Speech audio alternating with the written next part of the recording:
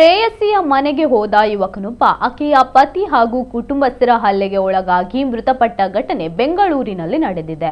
ಮೃತ ಯುವಕನನ್ನು 27 ವರ್ಷದ ಮೊಹಮ್ಮದ್ ಕಾಸಿಂ ಎಂದು ಗುರುತಿಸಲಾಗಿದೆ. ಮೇ 25ರಂದು ಮಾಜಿ ಪ್ರೇಯಸಿ ಕಾಸಿಂಗೆ ಕರೆ ಮಾಡಿದ್ದ ಹಿನ್ನೆಲೆಯಲ್ಲಿ ಆತ ಆಕೆಯ ಮನೆಗೆ ತೆರಳಿದ್ದ ಎನ್ನಲಾಗಿದೆ.